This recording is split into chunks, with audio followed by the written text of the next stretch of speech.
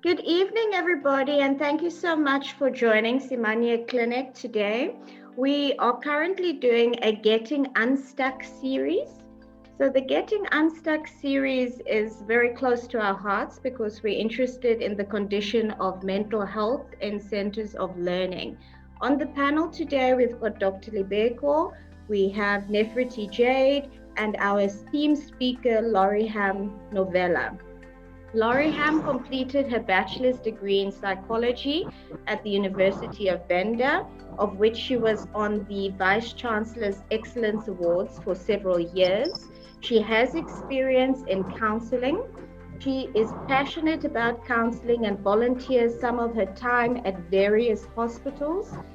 She's also participated in terms of social initiatives with regards to feeding the poor, feeding the hungry in previously disadvantaged areas. Thank you so much, Laurie Ham, for taking time out today to discuss this very important topic. We appreciate it. And over to you. Okay, thank you, Dr. Kim. Firstly, I'm going to talk to you about suicide. When we talk about suicide, we're talking about an act of taking one's own life. So basically, when we're talking about suicide, we're talking about an intentional self-inflicted death. It refers to death that is caused by self-directed injurious behavior with an intent of dying. So when we're talking about suicidal behavior, we're talking about taking actions that are related to ending one's own life. And then when we're talking about suicide attempt, we're talking about a self-injurious behavior with a non-fatal outcome. So this means that a person engages in certain actions with an intention of killing themselves, but then they do not succeed. So when we move to the statistics of South Africa, there's about 9.5 of teenagers who commit suicide. So about 9.5 teenagers in South Africa commit suicide. And out of that 75%, most of these teenagers actually show several symptoms before they commit suicide. And there's about a quite number of teenagers between the ages of 10 to 19 who commit suicide. And also South African research shows that there's about 23.6 teenagers that are struggling with feelings of hopelessness and sadness. And also there are more females who attempt suicide than males, but then males are the ones who are more likely to succeed from attempting suicide. And also when we're talking about suicidal behavior, there's a connection between genetic factors, psychological factors, cognitive factors, and social factors. Moving on to the risk factors or factors that contribute to suicide. Firstly, we have intrapersonal factors. Intrapersonal factors include a presence of mental illness. So in most cases, individuals or children who have a mental illness such as depression or anxiety, they are more likely to commit suicide because when we're talking about the symptoms of depression, we're talking about feeling hopeless, feeling helpless, having suicide ideations or suicidal thoughts. There's a change in sleeping patterns. So there's a link between depression and suicide symptoms. And also when people abuse alcohol or drugs, they are more likely to commit suicide because these substances actually alters one judgment. And also if there are previous suicide attempts, one is more likely to commit suicide. And also sexual orientation confusion. If a child is confused with their gender identity, because of the society and low self-esteem, they are more likely to commit suicide. And then we have cultural factors. If a person or a child has more access to substances, guns, and all those kind of things that they can use to commit suicide, they're at risk of committing suicide. And also the stigma that is associated with seeking help. So there are certain societies, there are certain cultures that actually, it is actually a taboo if you seek help. So for those individuals, they are more likely to commit suicide because they end up not getting help. And they think that committing suicide is a way of running away from their pain or whatever that they're going through. And then we also have cultural and religious beliefs that actually condone suicide. So according to these cultures and these beliefs, if one is going through a lot of challenges or stresses, then they can commit suicide. It's actually acceptable for them to commit suicide. We're moving on to the social factors.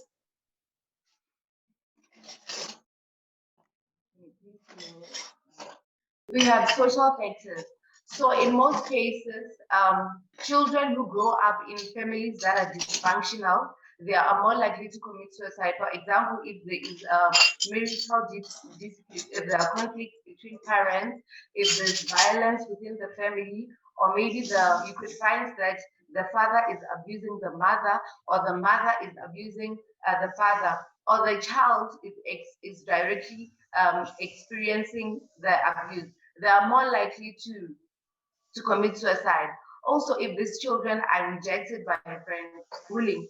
Okay, like in most cases, recently we've had a lot of cases wherein children are committing suicide because they are being bullied at school, and also cyberbullying. If other people are spreading rumors like online and talking bad about them, so they are more likely to be affected psychologically, which leads them to committing suicide. And also, if there's a loss of a loved one, the loss can be through death or it can be through separation. Maybe there's a divorce of parents, or they've lost a friend, a parent, or some relative which they really admired. They are more likely to be affected. Also, a lack of support. You know, children face a lot of challenges. It may be school related, it may be related to their friends, it may be related to their relationships, dating relationships. So if they're lacking support, they are more likely to be affected, which leads them to committing suicide. And also, if a child, for example, is diagnosed with a chronic illness such as HIV and AIDS, they are more likely to commit suicide because, firstly, they may have a problem with what the society will say. They may have problems at school, how other kids are going to respond, how the teachers are going to respond, and also they may have a problem with having to take medication like every day. Can you please move to the next slide? Okay, now there are warning signs or symptoms of suicide. Um, So most, like I said earlier on, that most teenagers who commit suicide actually show some symptoms before they commit suicide. So they may make threats or comments about killing themselves. Sometimes you may find that these comments or threats are made in a jokingly manner. So you may think that they're joking. Sometimes they may even write notes with relation to death or dying. And also there's a change in personality. So you could find that this person or this child was a very bubbly person, but then all of a sudden they're always sad, they isolate themselves from others, they're easily irritated, they're always tired, it's hard for them to make decisions, and also they're unable to feel for other people. And also talking about feelings of hopelessness, they feel trapped, they feel alone, they feel lonely. Sometimes they feel that there's no help, they don't even know where to go. And also them saying that they don't see any reason of going on with life. And also they have dramatic mood swings, wherein you could find that this person is happy, like this moment they're very excited, the next moment they're sad. And also they have aggressive behavior. So basically you could do something to this person, but then their response would be inappropriate to what you actually did to them. And also they engage in impulsive or reckless behavior, wherein they may engage in substance abuse, they may start abusing alcohol, they may start abusing drugs. And also there's a change in sleeping patterns. So it may be hard for them to initiate sleep. It may also be hard for them to maintain sleep. So they may sleep very early, but then wake up very late. And also they have nightmares. And also there's a change in eating patterns. So the way in which they would eat changes. It's either they eat a lot or they eat less. There's a change in appetite. So this might lead to them gaining weight or even losing weight.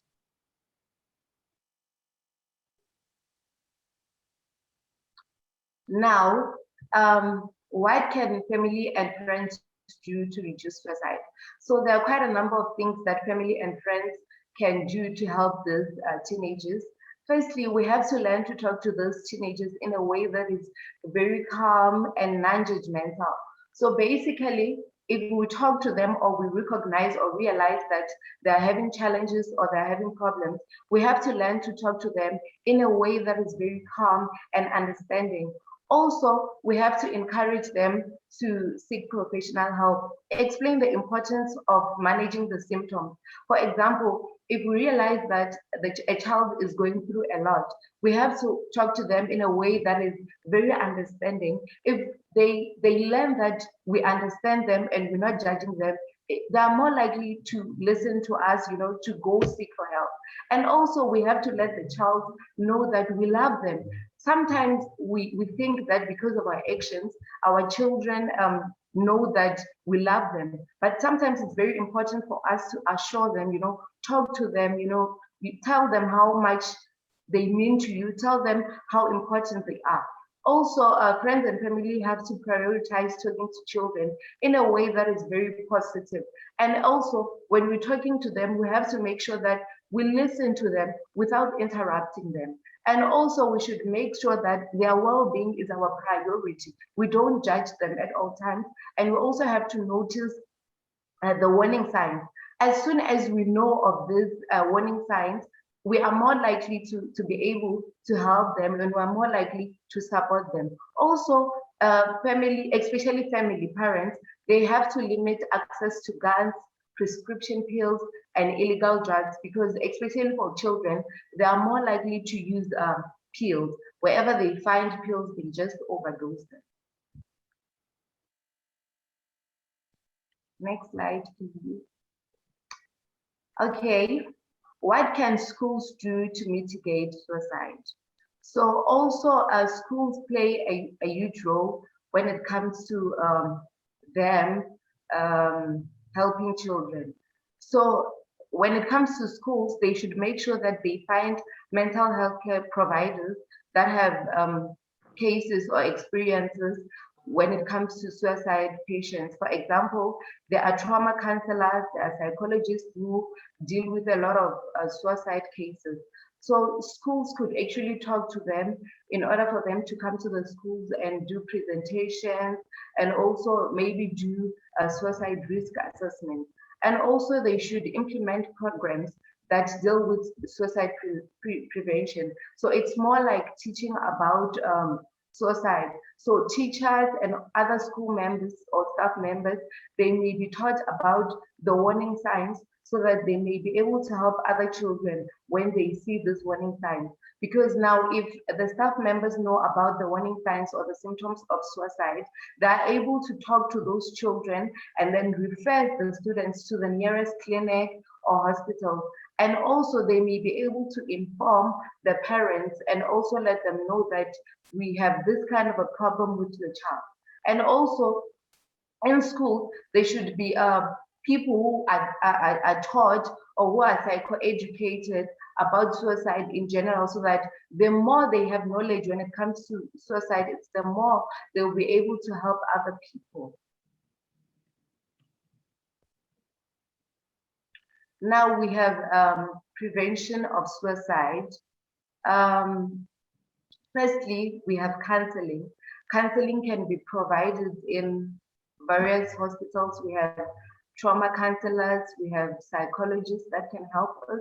So when it comes to counseling, counseling can help individuals who are unable to cope. We all go through a lot of challenges, we go through problems, we go through difficulties.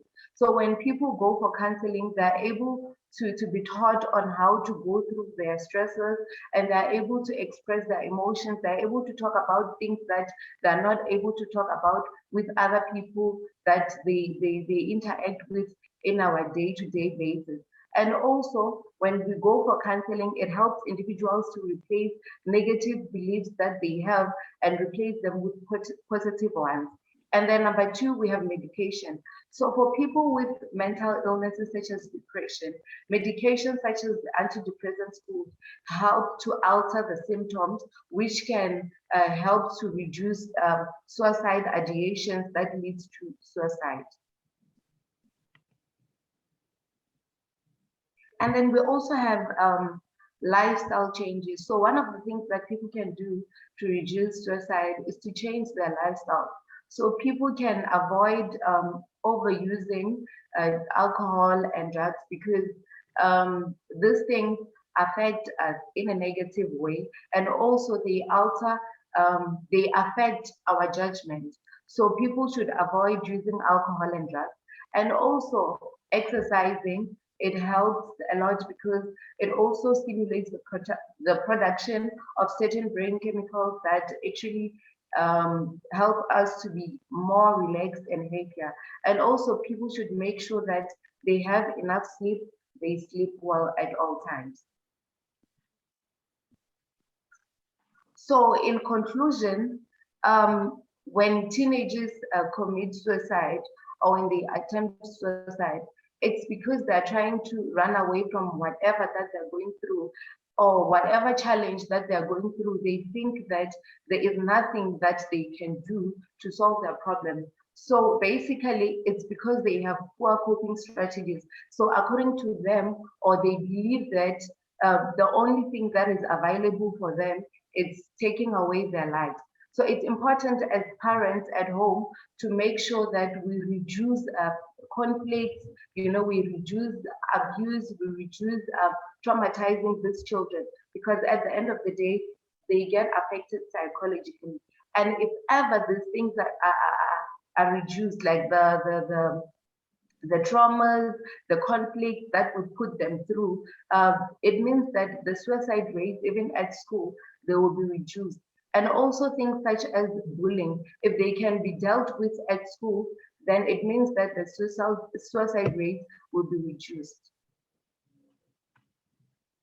Thank you so much, Laurie Ham, for that brilliant presentation. I'd like to hand over now to the chairperson of Changing Lanes, Nefertiti Jade, who will provide us with a few solutions and will inform us about some of the work that they're currently doing at their nonprofit organization.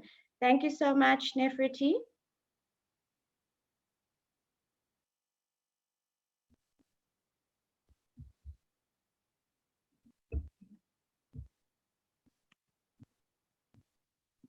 Oh, there we go. I'm unmuted. Thank you so much, Dr. Kim. That was a lovely presentation. So just to provide some background, I am the chair of a nonprofit organization called Changing Lanes Africa. And of course, our purpose is to empower 1 million value creators in the next 5 years across Africa through teaching them contemplative practices and skills such as neurolinguistics programming. Just to come back to our topic at hand for today, and I think the intention with which we've come together is to identify ways to mitigate suicide rates, or to help lower suicide rates through using tools that will enable us to identify early warning signs. Now, based on my colleague's facts that she shared earlier this evening, I recall that 75% of suicide committers, if that's the way to say it, show early warning signs. So how do we then,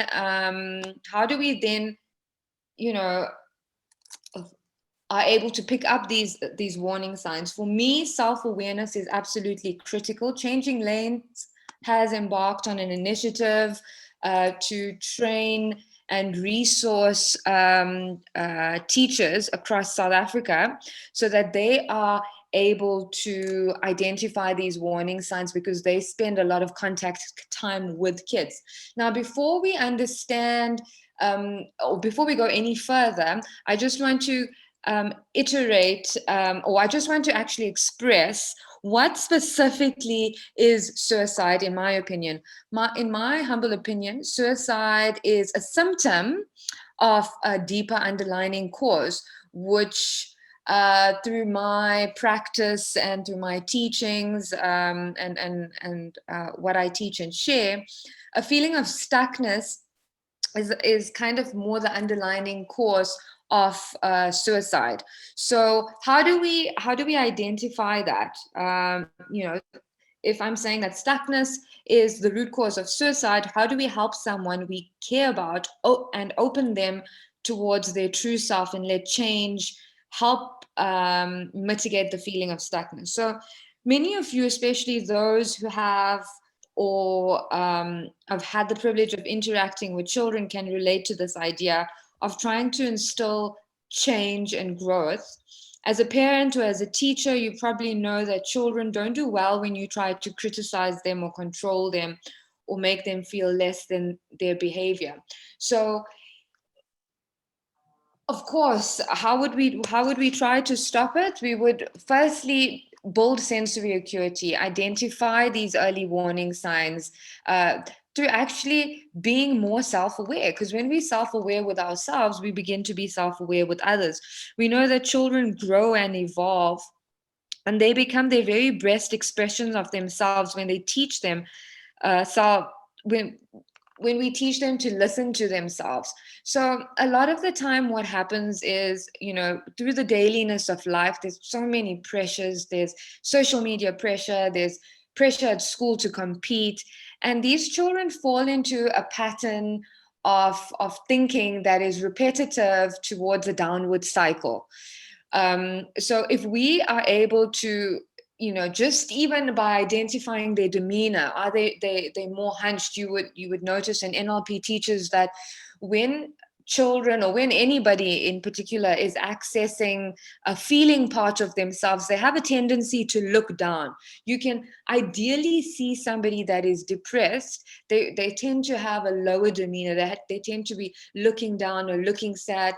Yes, I often hear people say that, oh, but she was so happy and she was so or he was so happy and you would never have told. However, as my colleague shared, there are telltale signs. You do tend to see them become more withdrawn. Basically, what we do at Changing Lanes is we run workshops that teach the skill of NLP, and through these workshops, we equip the attendees with tools that are able to identify certain behaviors.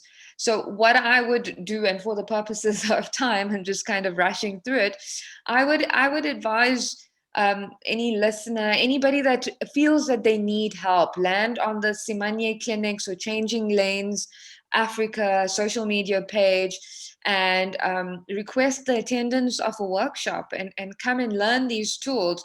Not only might it help another individual, but it might help yourself if you going through some kind of turmoil in your life. Because at the end of the day, we're all just human beings, right? And with the dailiness of life going on, we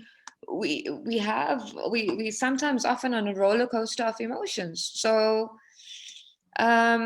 it's always, always, always amazing to have tools at your disposal that will help to break those patterns of negative thinking, of negative self-talk, to identify them. Because the first key is identifying when you're in that pattern. And teachers, that come onto these courses and train, it's almost the proof is in the pudding in the eating. The proof of the pudding is in the eating. So it's almost better to attend a course to kind of understand, because it's like a switch that goes on, and suddenly your self-awareness becomes so much larger that you are almost unconsciously become intuitive around others, and that in itself is kind of an identifying mechanism, so to speak. So yeah. Thank you so much, Nefertiti. Thank you for that. That was wonderful. I think that NLP is definitely one of the key ways that we can reduce the effects of suicide or try to increase awareness. Dr. Libeko, is there anything from your side? Okay. Thank you very much, Laurie, and thank you very much, Nefertiti, for both intriguing talks. So I've got one question for Laurie. So with regards to issues that would trigger suicide and all that. What's I know she mentioned this in a talk, but I just want a bit of more emphasis with regards to the role that social media plays on this issue, and access to internet and all sorts of stuff. How does that play a role in increasing the rates of suicide and all that?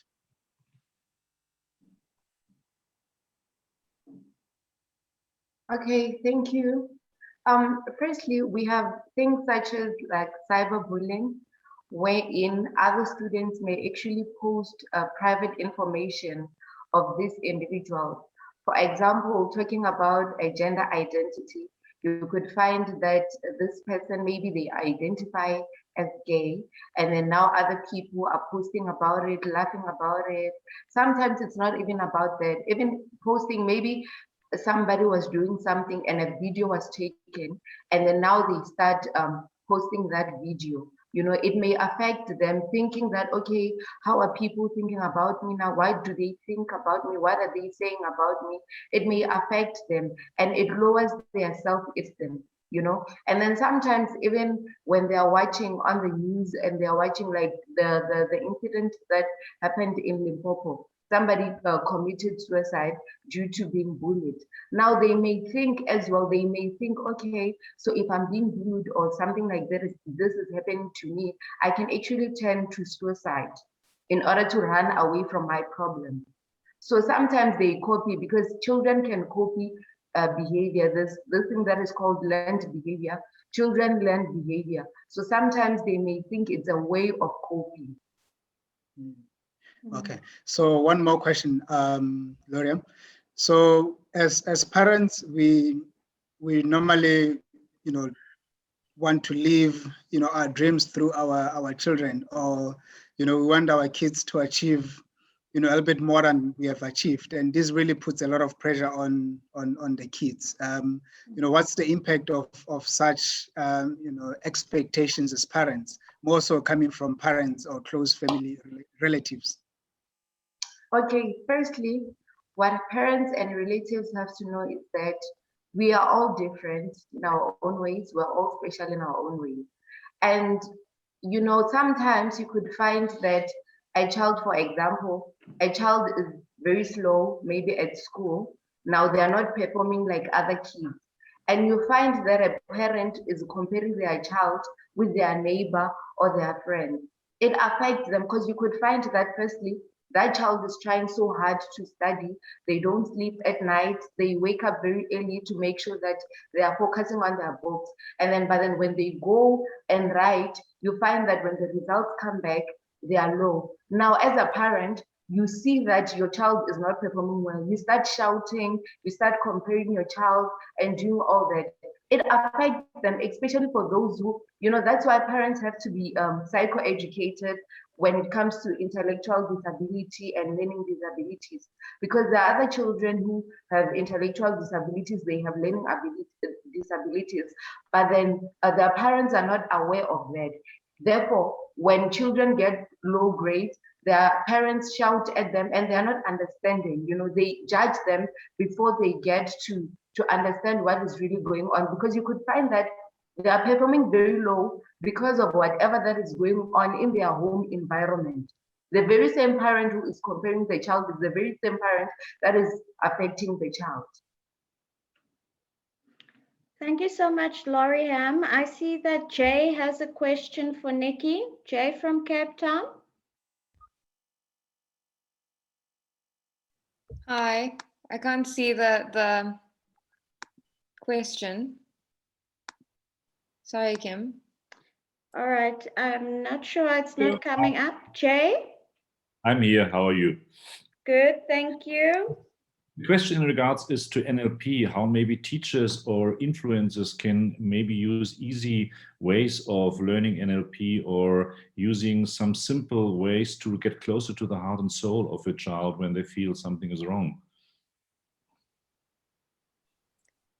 Yes, so there are a couple of easy pointers. It would be, the teacher would need to go on a very specific 2-day, it's not a 2 full day, it's about 4 hours each day. So in total, probably about 8 hours a course to help identify. But the best way to do it is for the teacher to understand the different learning preference systems of each child. Is the child visual? Is the child kinesthetic learner? Is the child auditory digital learner? Does the child engage in a lot of self-talk? Obviously, the teacher would be taught how to elicit these specific or identify this specifically, but based on understanding the child's learning preference system, the teacher would then be able to identify if the child is withdrawn just by their body language, just by the way that they interact in class. And through doing this, for me, I must say, the thing that I love to share the absolute most, because this is what switches on the light bulb, so to speak, is sharing the process of reality creation. So at any given moment, if the teacher explains to students, and any student from 10 years old can identify with this because it's very relatively simple to understand. At any given moment, we're receiving let's call it 4 billion bits of information per second, which we delete, distort, and filter down to 2,000 bits. Based on our conditioning, based on our internal filters. Now, conditioning is things like social media, our parents, our circumstance at home, pressure from school, or our teachers, or whatever, our conditioning, our environment. And basically, the major filtration system is a little question that every single person has at the back of their mind. Now, based on their learning preference system, the question arises in a different way. Okay, and the teacher would then be able to identify this and explain this to the child if they're adequately trained. And basically, the question would be something like, am I good enough? Or why can't I get out of this? So they're receiving, let's say, 4 billion bits of information, but they're filtering all of that down to 2,000 bits through this question. So if you change the ultimate reality of the person's world through changing the question, you can help them to refilter their reality, to refilter the information. In other words, positive psychology reinforcement and neuroscience now has a measurable method to measure, okay, we're getting this amount of information, we're filtering this amount of information, and the information that we are filtering is influencing our thoughts, which ultimately influence our mood. Because if and here's a simple experiment, right? If I tell you right now to think of a time in your life where you were really, really, really happy, and think about it. Whilst you're thinking about it, you get happy. So if you start to think about, oh, my grades are bad, or oh, I'm not pretty enough for social media, those are the things that are going to be going on in your mind over and over again. So the pattern needs to be stopped, and the tools are there to help stop that. I think that this is just something very phenomenal, is something as simple as mindfulness, as just, having a ritual in which you just center yourself and come into your space and become present with your thoughts.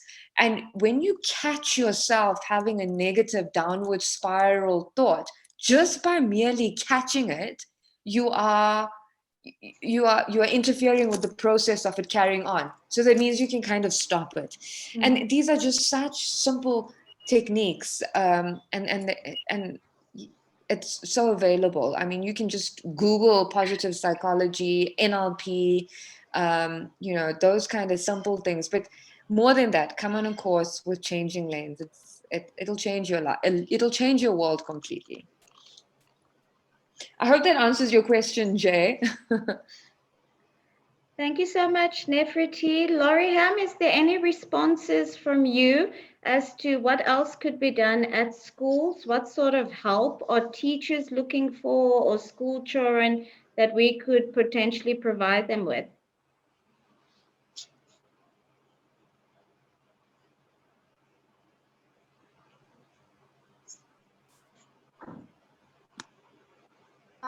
What I can say is that teachers should be taught about how to create an environment wherein children will feel free to talk to them. They shouldn't be harsh, they should learn to be understanding. And also they should be taught about ways in which they can support these children. Like what our colleague said, it's important for them to learn about the warning signs so that they may be able to reach out to these children who have the symptoms of suicide. Thank you so much, Laurie Ham. Dr. Libeko? Nothing from my side for now. I was looking in the chat, hoping that someone would have anything, but I don't see any questions. Yeah, I see Peter's hand is raised. Peter?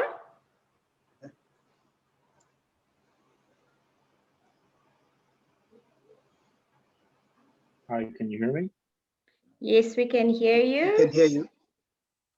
Thank you very much for the very informative presentations, Dr. Kim, and the other contributions.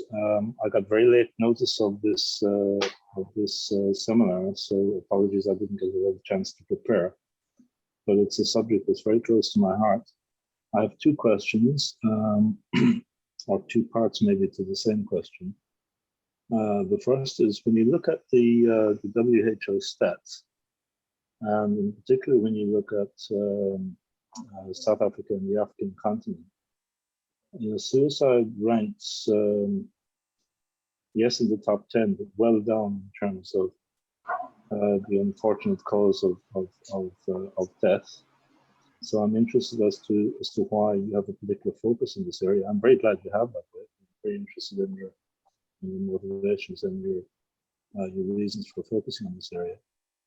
The second part to the question is I'm Irish, and I come from an area in Ireland called Cork, and I come from a town which is 15,000 people, which is the highest suicide rate in Ireland on a per capita basis. And it has received a lot of attention. I've been part of groups discussing this because my own kids came through that age cohort. It's particularly prevalent among 15 and 17-year-olds, and particularly among males. Males make up about twice the suicide rate of females. But obviously, it's a culture and an environment that's very, very different to any representative economy or conurbation in South Africa. So I'm not sure we can draw too many parallels, but there are two big learnings for us as parents. The first being that the drivers or the influences behind suicide were around parental expectations, which might be a surprise. But I guess in an economy which was a fast-growing economy with high expectations of our kids in terms of their education and their professional delivery, maybe it's not a surprise. But can that be equivalent to South Africa? I don't know.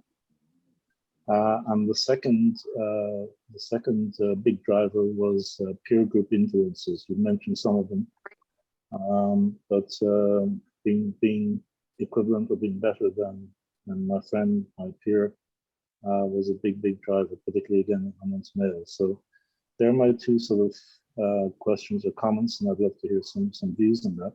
If there are potential learnings, I've got a lot of sorry, let me rephrase that. Not a lot, but some very, very good parallels and learning that can be drawn across from our communities in Ireland to South Africa, if we feel it's useful. I am a member of the Business Ireland South Africa Association, and this is one of the areas which we could potentially develop some learning and some extrapolation of prevention mechanisms, if that's appropriate. Thank you.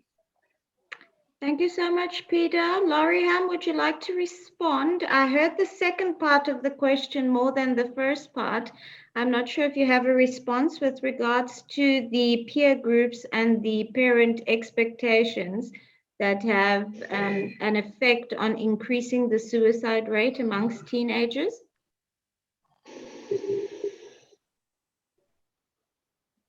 Thank you, Dr. Kim. Can you please rephrase the question? I didn't hear the first question. Yes, I maybe think I didn't we can hear both the start with questions. the second question, if that's okay, looking at peer groups and parent expectation and how that potentially contributes to the suicide profiling that we see. And then the first part of the question, we'll ask Peter to please repeat that, and then Nefertiti can take a swing at that one. Thank you, Laurie Ham. Okay, I think the question is more or less the same as the previous question. To say that okay, there are a lot of things that parents expect from their children, and sometimes the expectations that parents have are beyond what their children can do, especially when it comes, for instance, when it comes to education. Of course, each and every parent expects their child to perform very well at school, but sometimes you could find that, for example, a student is an average student wherein they get around 60s and 50s, wherein a parent expects their children to get 80s and 90s. And then you could find that a child comes back home with a report wherein they got 60s and 50s.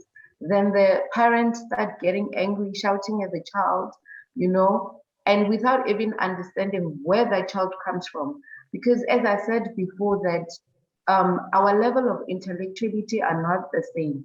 There are learners who are more fast than others.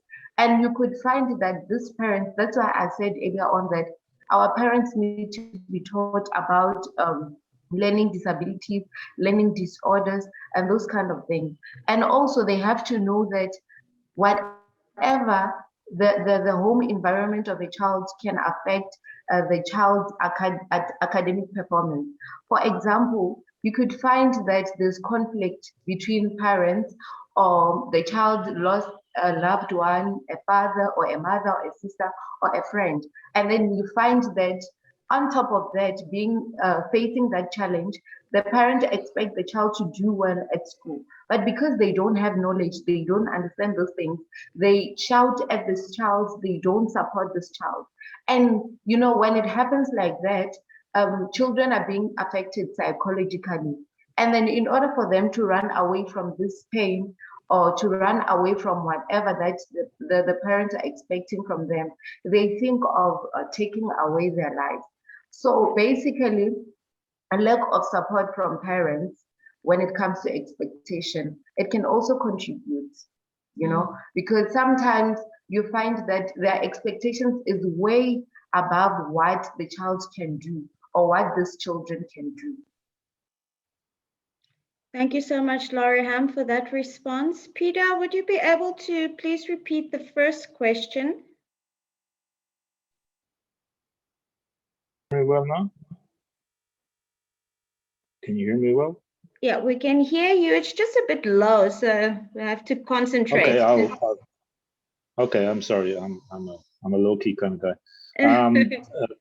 Thanks, Laurie, for that comprehensive answer. I really appreciate it. Thank you. The first part of my question was really for the group, and maybe Kim, you can answer it yourself, or Nefertiti. But I'm curious as to why you are choosing suicide, especially I think your focus is on kids, because if you look at the statistics, suicide in South Africa, admittedly, reporting is a big issue, so the statistics are not entirely trustworthy, but suicide as a societal issue for us in South Africa is not really even in the top 10. I mean, that's maybe a bit cynical, but that's the truth. So why have you chosen this topic particularly? I'm just curious. Mm-hmm. Okay, now thank you, Peter. I'll start off with answering, and then I think Nefertiti will pitch in there. So the reason why suicide rate and suicide, particularly in children, is of interest to us is because we've seen that the suicide rate is in fact going up. One of the factors that we've spotted as well is that 75% of the children that commit suicide are predominantly females. So there are lots of societal pressures, particularly in those that have been previously disadvantaged, poverty-stricken, that need to be addressed. So we believe that one of the ways we can actually address the problems that we're having in terms of suicide is actually by infiltrating schools, because if we are able to teach teachers what the warning signs are, it would make it easier to actually preempt or to have early warning signs with regards to which children are actually struggling with feelings of hopelessness or self-harm or thoughts of suicide, so that we can prevent it and we can make teenagers as well as teachers aware of some of the problems that schoolgoers are actually currently being affected with.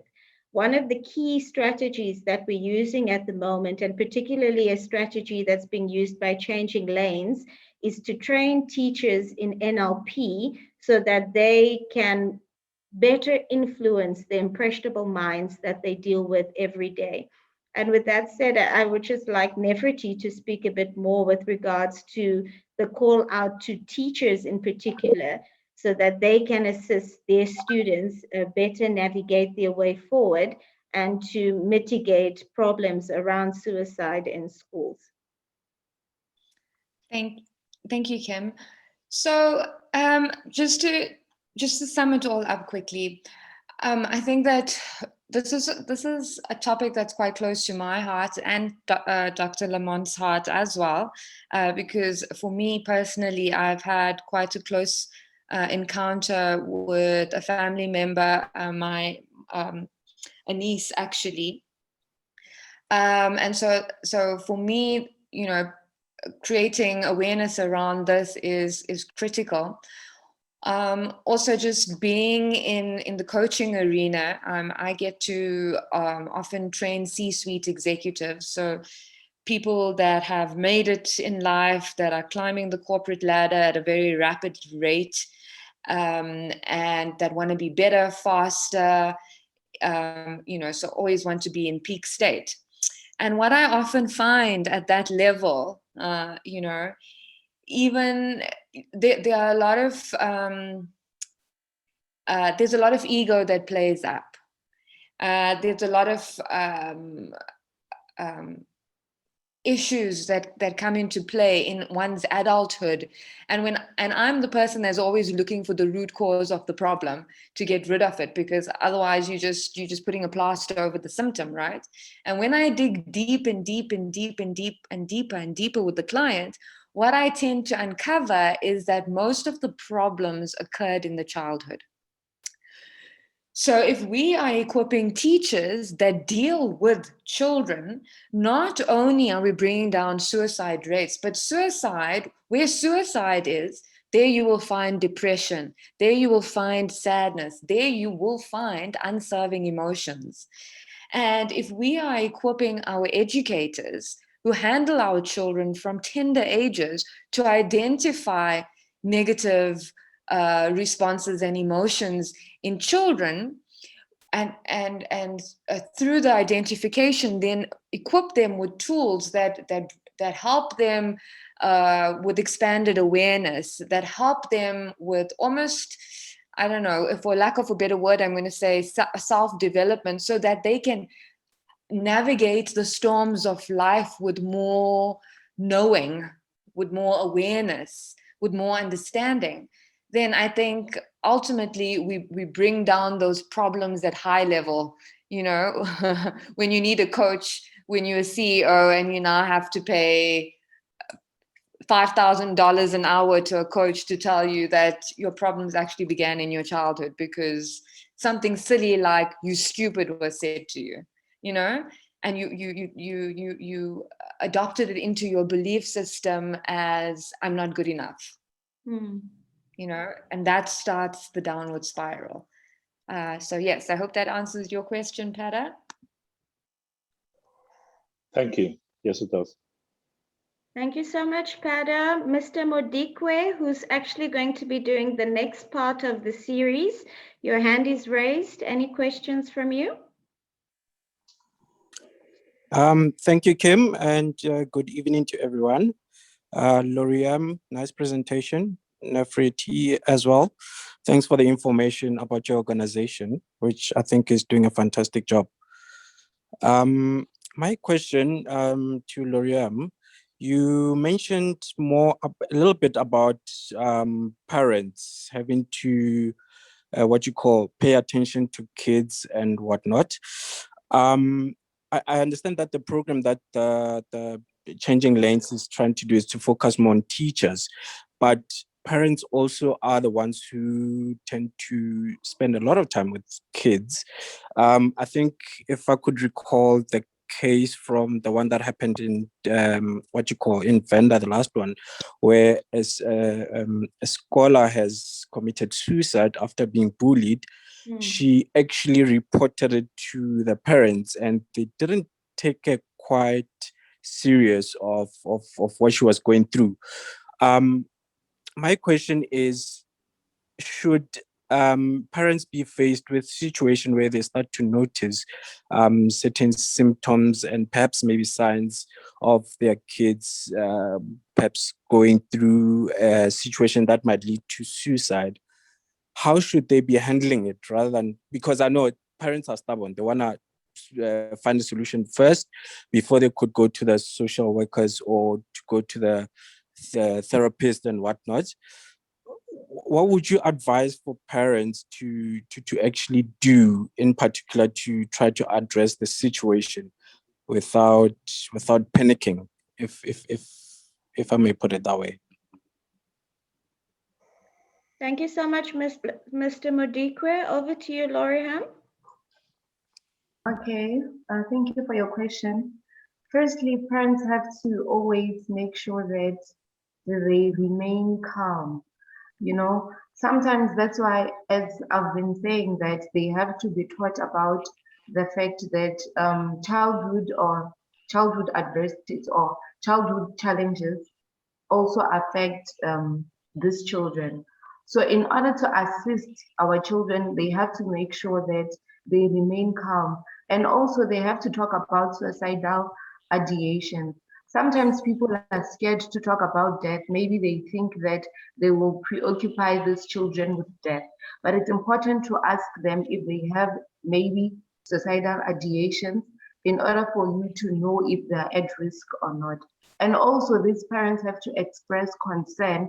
They also have to express support and love to these children. And also they shouldn't ignore the symptoms. If they see any symptoms, they shouldn't ignore them. I heard you saying that, you know, some parents are stubborn. They should make sure that they don't ignore these symptoms, because as soon, I think I said this earlier before, that as soon as you express concern and support for your child, it is when they're gonna listen to you when you actually suggest that they should seek for professional help. Also, it's important for parents to express their empathy, you know, also encourage professional help. And also, they should make sure that they stay in touch with their children. They should check up on them, know their whereabouts, not to say that they should control them or they should control who they hang out with, but it's important to know at least who their friends are and know where they are going.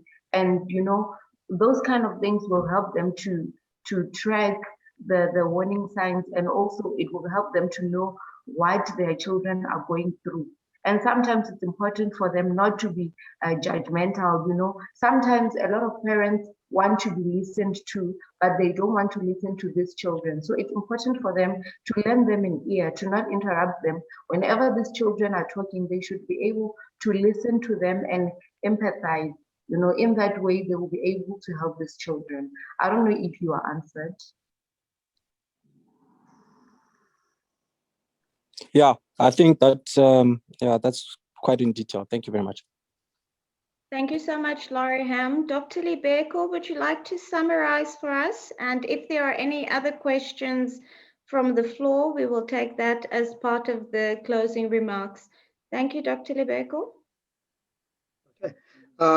Thank you very much, Dr. Lamont, and thank you very much, Laurie Ham and Nefriti, for giving us your time today. Just to summarize Laurie Ham's presentation or discussion today. So she gave us quite, you know, a detailed insight into the definition of suicide and all that. And also, she went on to talk about, the statistics as to where we are in terms of, suicide and all that.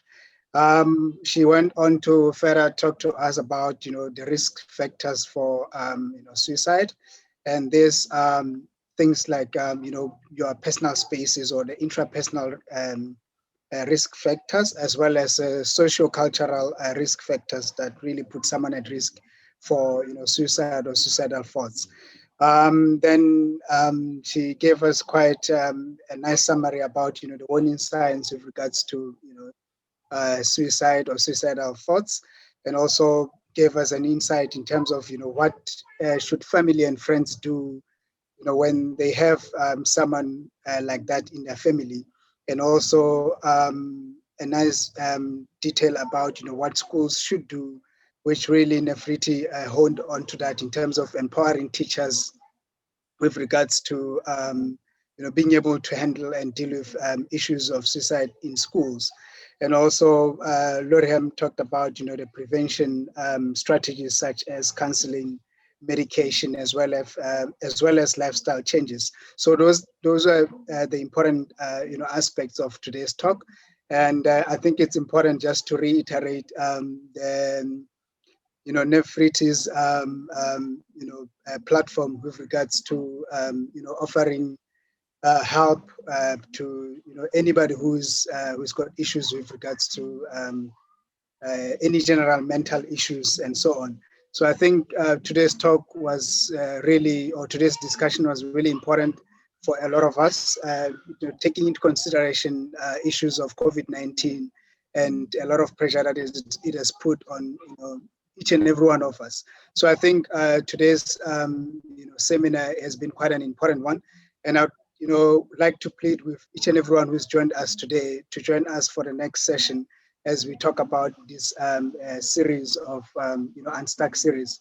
So with that said, I would like to hand over to Dr. Lamont for closing. Thank you very much. Thank you so much, Dr. Libeko. Any closing remarks from yourself, Nefriti? I'm good, thank you. Thank you everybody so much for joining this call. It was definitely a very informative discussion. Thank you. So thank you everyone for really joining this evening. Thank you, Laurie for preparing your slides. And thank you to Nefriti as well for those insights with regards to NLP. Before we close, I'd like to read you a quote, and I hope that it brings hope to anyone that finds themselves in a hopeless situation. It is a quote from Merriam-Williams. Our deepest fear is not that we are inadequate. Our deepest fear is that we are powerful beyond measure. It is our light, not our darkness, that most frightens us. We ask ourselves, who am I to be brilliant, gorgeous, talented, fabulous? Actually, who are you not to be? We are all meant to shine as children do. It's not just in some of us, but it's in everyone. And as we let our own light shine, we unconsciously give others permission to do the same. As we are liberated from our own fears, our presence automatically liberates others. Thank you everyone for joining us. Have a good evening.